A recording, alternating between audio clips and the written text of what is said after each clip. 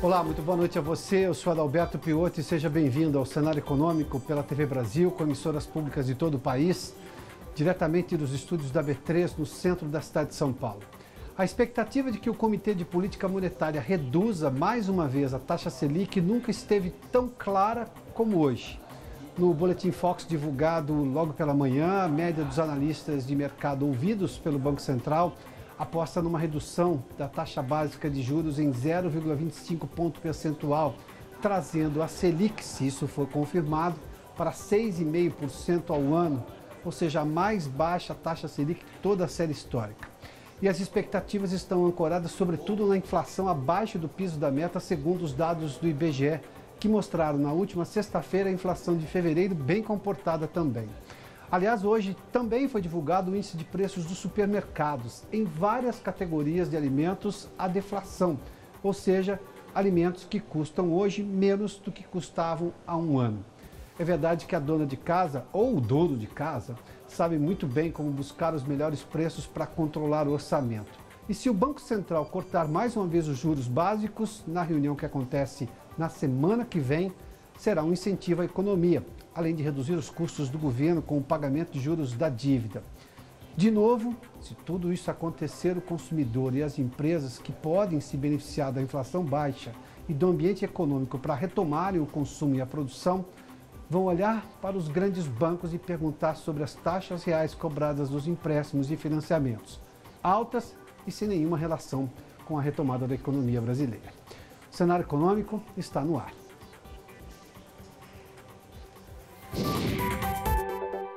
presidente Michel Temer se encontrou agora no final da tarde com o diretor-geral da Organização Mundial do Comércio, o brasileiro Roberto Azevedo.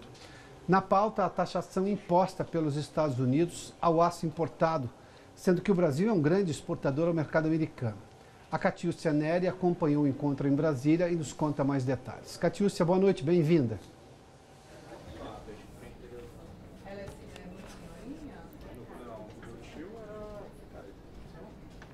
Piotto, boa noite. Olha, o diretor-geral da Organização Mundial do Comércio, Roberto Azevedo, relatou um pouco dessa conversa que ele teve com o presidente Michel Temer.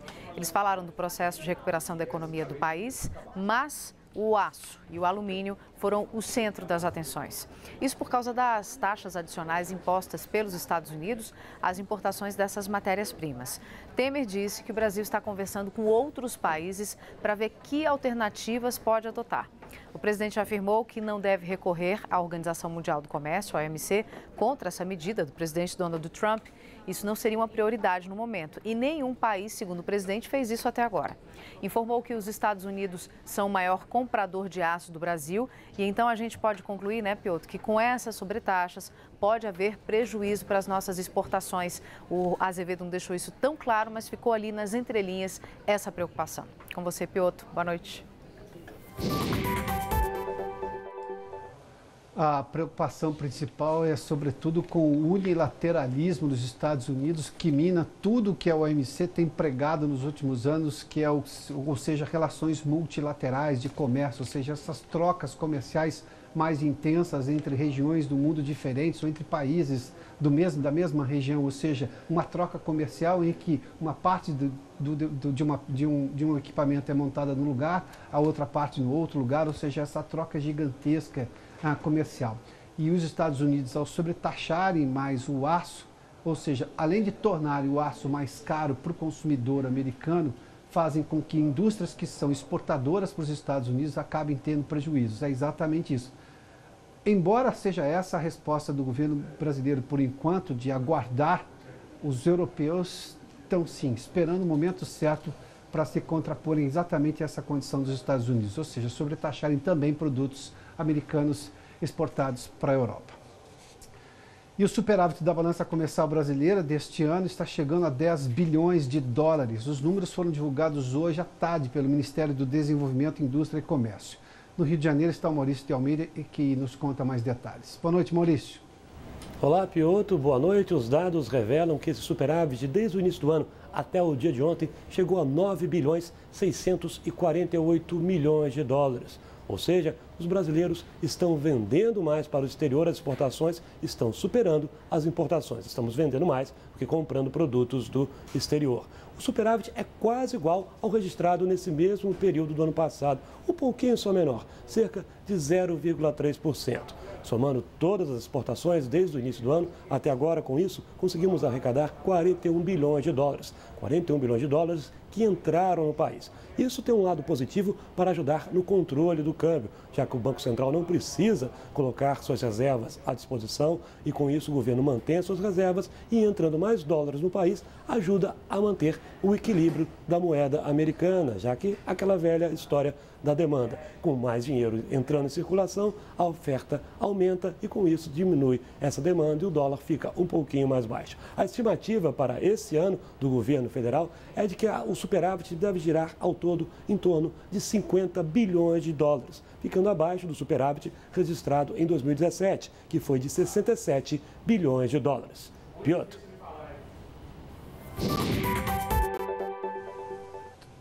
Muito obrigado, Maurício. E sempre às segundas-feiras, o Banco Central divulga o Boletim Focus com as perspectivas econômicas da pesquisa feita na semana anterior. A desta semana tinha uma expectativa maior justamente porque na sexta-feira o IBGE divulgou logo pela manhã o IPCA, o Índice Oficial de Inflação do país. Com a inflação baixa em fevereiro e abaixo do piso da meta no valor anualizado, ou seja, nos últimos 12 meses, as apostas são de que o Copom, que se reúne na semana que vem, na terça e na quarta precisamente, possa fazer mais um corte na taxa Selic. Vamos às telas para entender esses números e expectativas. Nós temos lá a primeira tela exatamente essa. Olha, a taxa Selic há um mês, isso é a previsão que se tinha ali na reunião, no Boletim Focus. Há um mês era de 6,75, como é hoje, ou seja, não havia nenhuma previsão maior. Uma semana mantinha-se em 6,75% ao ano. E hoje essa aposta de queda aí, de 0,25 ponto percentual, na expectativa econômica dos mais de 100 analistas de mercado ouvidos pelo Banco Central, a aposta é que a taxa Selic na semana que vem caia a 6,5% ao ano. Tudo isso para justificar, logo naquele quadro ali à esquerda da tela, a gente vê ali o IPCA de fevereiro, ou seja, que foi divulgado na semana passada, 0,32%, no ano é de 0,61%, ou seja, no acumulado de janeiro e fevereiro, nos últimos 12 meses é de 2,84%. Essa inflação anualizada, ou seja, nos últimos 12 meses, mostra que a inflação, neste momento, está abaixo do piso da meta. Porque a meta de inflação para este ano é de 4,5%, com 1,5% para cima, 1,5% para baixo, ou seja, pode chegar até 6% ou 3%.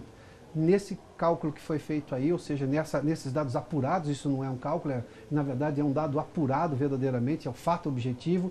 Segundo o IBGE, a inflação anualizada está abaixo do piso da meta, o que, de alguma forma, olhando pela questão da inflação, incentivaria os técnicos do Copom, do Comitê de Política Monetária, a reduzirem a taxa Selic. Vamos lá, nós temos mais um dado ali, ainda sobre os dados apresentados hoje pelo Boletim Focus. O IPCA, nós estamos falando de inflação de 3,84%, 3,7% e hoje a 3,67%.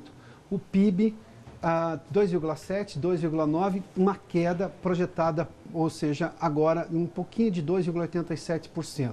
E a produção industrial, que por outro lado subiu, saiu de 3,5%, uma semana foi a 3,9% e agora está em 3,97%. Essas expectativas econômicas divulgadas hoje ali pelo Boletim Focus. São mais de 100 analistas sempre ouvidos na semana anterior e divulgam exatamente na segunda-feira o cálculo que faz o Banco Central desses dados todos reduzidos ali, no resumo desses dados todos. Só um detalhe, essa baixa que se tem prevista para a inflação e evidentemente da taxa Selic é exatamente um ambiente macroeconômico favorável, além evidentemente da questão da inflação. O detalhe é que nisso tudo nós temos também, por outro lado, as taxas que são as dos bancos. São essas que normalmente as empresas vão buscar para fazer capital de giro, ou seja, para poder ter recursos para operar no dia a dia ou para fazer grandes investimentos.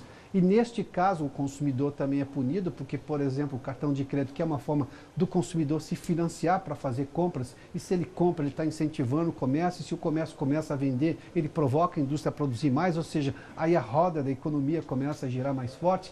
O problema é que essas taxas dos bancos ainda continuam muito acima de qualquer questão mais razoável. Ou seja, nós temos ainda taxas de banco que não conversam com a queda da taxa Selic. Ou seja, a Selic cai, mas os juros bancários continuam extremamente altos.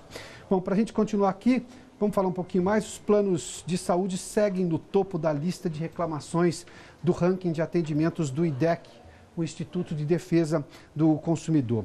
2017 é o sexto ano seguido em que os planos de saúde aparecem no topo dos serviços mais reclamados pelos usuários. A Vanessa Casalino nos conta mais sobre essa história. Boa noite, Vanessa. Oi, Piotr. Boa noite para você, boa noite a todos. O ranking é divulgado na semana do Dia Mundial do Consumidor e os planos de saúde responderam por mais de 23% dos registros em 2017. Depois vieram produtos, serviços financeiros e telecomunicações.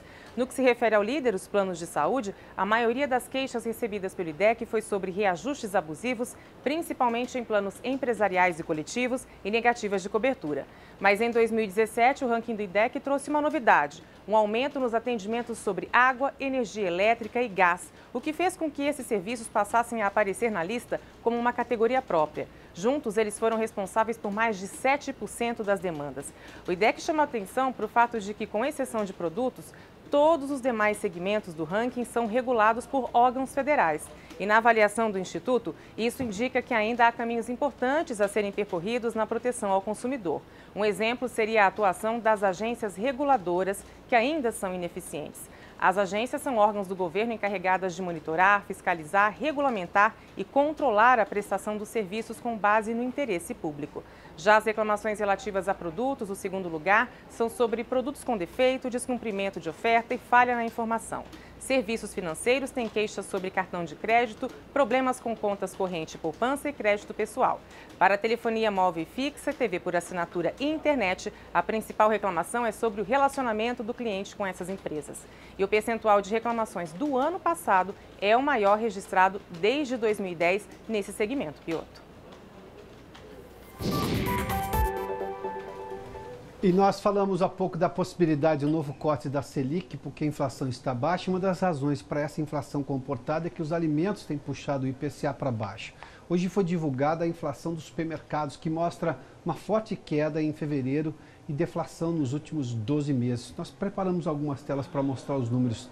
Está ali. Esse dado ainda é do IBGE da semana passada. Alimentação e bebidas caiu 0,33%. As frutas tiveram uma queda de 1,13%. E carnes 1,09%. Bom, quando a gente olha agora para o índice de preços dos supermercados, que é exatamente a inflação dos supermercados, que é exatamente a próxima tela, vamos lá para a gente seguir, nós temos o que aconteceu agora no mês de fevereiro. A queda foi de 1,07% nos preços, olhando evidentemente só dos supermercados, porque os dados são da Associação Paulista de Supermercados. No ano, ou seja, janeiro e fevereiro, uma queda de 0,10%, até porque em janeiro tinha tido uma leve alta, mas a gente, na soma de tudo, a gente teve uma queda de 0,10%.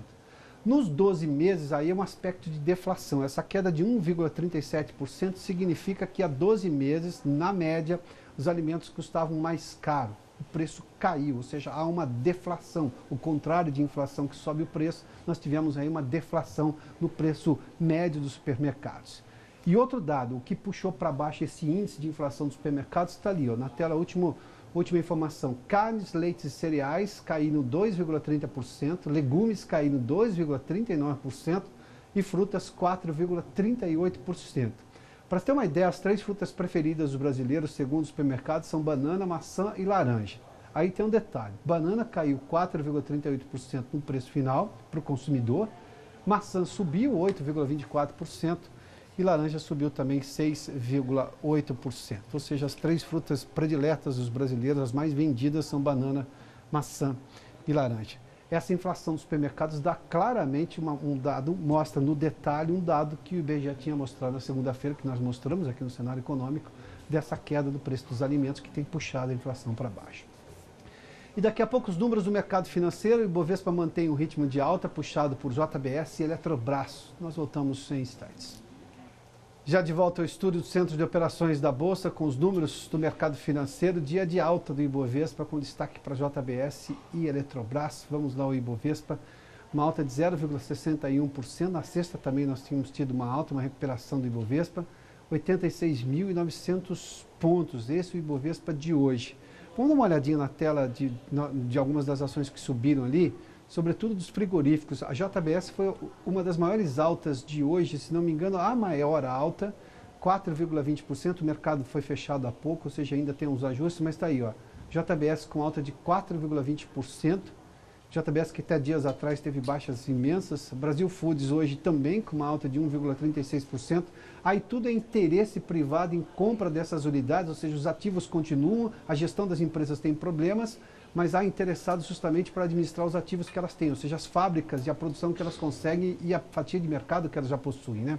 Mafrig também uma alta de 1,34%, a única que caiu foi exatamente o frigorífico Minerva, com 3,40% de queda. Vamos ao dólar comercial, nós temos a cotação do dólar comercial, está ali, olha, hoje uma alta de 0,18% a R$ 3,25.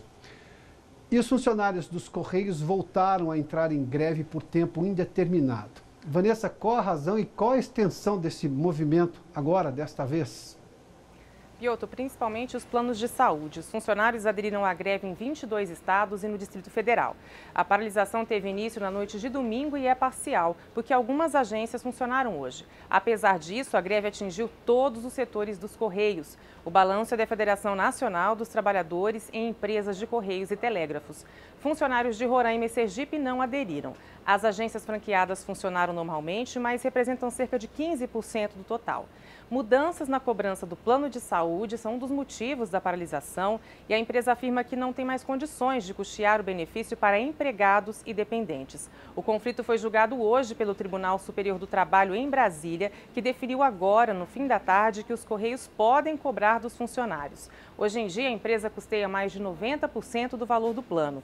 Com a decisão, o TST estima que 30% do total da mensalidade do plano agora vai ser paga pelos funcionários. E a gente lembra que com a greve, as contas devem atrasar para chegar em casa. Por isso, os órgãos de defesa do consumidor alertam para a necessidade de se buscar meios alternativos de pagamento. Se as empresas não oferecerem essa possibilidade, aí os consumidores podem ser cobrados com juros e multa, Piotr. Muito obrigado, Vanessa. Mais um recall de veículos. A Volkswagen do Brasil convocou hoje os proprietários dos modelos Gol, Voyage e Up, modelo 2018, para a substituição das porcas de fixação do pivô da suspensão dianteira, lado esquerdo. A montadora alerta que há possibilidade de soltura da peça, o que comprometeria a dirigibilidade do carro e causaria risco de acidente grave. A Volkswagen ainda chamou os proprietários de Golf, modelo 2015, para agendar a substituição, sabe do que? Do airbag frontal, mais um caso de airbag. O perigo nesse caso é a projeção de fragmentos do airbag no interior do carro em caso de acidente, atingindo os passageiros. Para saber se o seu veículo está incluído no recall, ligue para 0800 019 8866 ou acesse o site www.vw.com.br, exatamente como aparece aí na tela.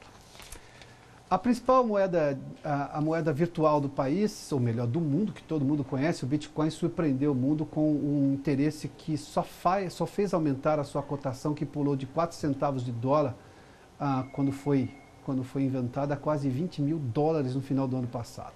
Justamente com a euforia vieram as dúvidas sobre uma possibilidade de a moeda não se sustentar, e o fato que nasceu fora de um sistema financeiro tradicional, mas que opera com moedas reais. Quem compra Bitcoin compra com dinheiro real, compra com ativos de reais, com dólares, ou seja, com euros. O professor de Direito, especialista em pagamentos, Giancarlo Milito, é nosso convidado hoje aqui no Cenário Econômico. Professor, bem-vindo. Muito obrigado. Vamos começar falando dessas moedas virtuais. Aliás, tem duas moedas. Uma coisa é a moeda virtual, que é o Bitcoin. Exatamente. Ou seja, não é o que a gente chama de algo palpável. Outra coisa é a moeda digital, que simplesmente mudou uma forma de pagamentos como a gente tinha antigamente. As pessoas pagavam no dinheiro, ou seja, em cash, em dinheiro, e agora pagam com cartão. Ou qualquer operação PayPal, por exemplo, que é uma coisa que as lojas aceitam. Isso é moeda digital. Exatamente, Piotr. Isso é moeda digital ou moeda eletrônica. A diferença entre a moeda digital e a moeda virtual é que o lastro da moeda digital, ele é o lastro de uma moeda oficial. né? Então, quando eu faço uma transação com cartão de crédito, um cartão de débito ou numa carteira digital como a PayPal, entre algumas outras que nós temos aqui no país, o lastro dessa moeda é a moeda oficial do nosso país. Tá? Então, existe uma relação direta, né, do valor que você transaciona com essa moeda digital, essa moeda eletrônica e a moeda oficial. O que se tem é que a transferência se dá por meio eletrônico. Né? Então, a troca é feita pelo meio eletrônico, o que é uma tendência no mundo inteiro. Mas eu tenho lastro, ou seja, eu tenho dinheiro na conta. Exatamente. É isso. O que eu estou simplesmente é usando uma forma diferente de fazer o pagamento chegar ao meu fornecedor. Exatamente. É uma maneira eletrônica de fazer o destinatário daquele recurso receber aquele valor. Isso tem regulação pesada, não tem? Isso tem regulação, exatamente. Desde 2013, foi editada uma lei que conferiu poderes ao Banco Central do Brasil para fiscalizar e controlar as empresas que operam no mercado de meios eletrônicos de pagamento. De moeda digital. De moeda digital ou moeda eletrônica. Ou moeda eletrônica. São sinônimos. Isso. Agora, quando a gente fala de moeda virtual, isso é o Bitcoin. Exatamente. O Bitcoin é que trouxe toda essa euforia no ano passado, chegou a pouco mais de 19 mil dólares uma moeda. Só que não tem lastro nenhum. Na verdade, o lastro é a confiança, Piotr. A moeda virtual... Mas a confiança em quem você não vê, normalmente em quem você não conhece, operado por um site. Exatamente. Na verdade, como ela nasceu, ela se opera. Operado por um sistema, né? O que está por trás de toda moeda é a confiança, é a credibilidade que se acredita a ela. Existe uma discussão se pode ou não se chamar de moeda o Bitcoin ou outras moedas virtuais. Né? Hoje tem mais de 1000 moedas virtuais operando e sendo negociadas nas casas de trocas. Tá? O fato é que tudo que se pode trocar, o que uma determinada sociedade aceita como meio de troca para os seus bens e serviços, nós chamamos de moeda. Historicamente, já se usou o gado como moeda, Sim. E aí a pecúnia do peco, se usou o sal como moeda, o salário também foi moeda. Tá? E em 2008 foi criado um documento, né, por Satoshi Nakamoto, na verdade é um codinome de um grupo de pessoas ou uma pessoa que até hoje não se sabe, né, estabelecendo uma nova regra de se criar uma moeda virtual. Então, é um bem virtual. A partir do momento que as pessoas começam a acreditar de que elas vão poder usar esse bem para a troca de produtos e serviços, elas começam a querer essa moeda. E isso começou lá atrás, em 2009, 2010. Se tem história de que a primeira transação de Bitcoin foi a compra de 2 pizzas por 10 mil Bitcoins. Né? Você vê como custou caro uma pizza. Hoje em dia essa pizza ficou bem cara. Custou bem cara essa pizza. E a partir da difusão de seu uso, principalmente pelos usuários de internet, né? Pelos usuários de web, começou a ganhar credibilidade. Cada vez mais pessoas começaram a querer ter Bitcoin, porque acreditam que com esse bem virtual vão poder comprar produtos, vão poder comprar outros serviços, e outros compram por especulação. O senhor acha que isso é sustentável? Isso eu acho que é sustentável no longo prazo? Para quem estava custando quase 19 mil dólares, ou pouco mais de 19 mil dólares, quase 20 mil dólares, e agora caiu para pouco menos de 10 mil dólares? Exatamente. Isso é sustentável? Uma moeda tão volátil quanto essa? Na verdade, essa pergunta ela é feita em todos os eventos que a gente participa e sempre tem essa dúvida, né? O quanto uma moeda virtual é sustentável. É muito difícil nós afirmarmos se o Bitcoin em si ele vai continuar tendo esse gosto da população, dos usuários, né? E essa credibilidade no futuro ou não. O que é engraçado é que muitos no passado apostaram que não, que isso aí seria uma bolha que estouraria. Eu lembro de um evento que eu participei quando chegou a 4 mil reais e muitas pessoas falaram disso não passa, e nós passamos próximo de 40 mil reais no Bitcoin. Né? Então ainda é muito complicado, não se dá para afirmar se o Bitcoin crescerá ainda mais ou se ele retrojará e teremos menos pessoas utilizando o Bitcoin. O que eu acredito, o que eu realmente acredito é que cada vez mais nós teremos moedas virtuais no nosso dia a dia. E sempre baseadas na confiança, ou só acredita que haverá alguma regulação do sistema tradicional de trocas financeiras, que são os bancos centrais que fazem isso no mundo inteiro? Hoje são poucos os países que regulam o modelo de Bitcoin.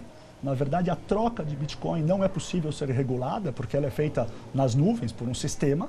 Né? Então, os países regulam a troca do Bitcoin pela sua moeda oficial, as casas de exchange são reguladas. Tá? No Brasil, existe um projeto de lei que quer dar autonomia ao Banco Central. Mas o próprio Banco Central manifesta que ainda não é o momento.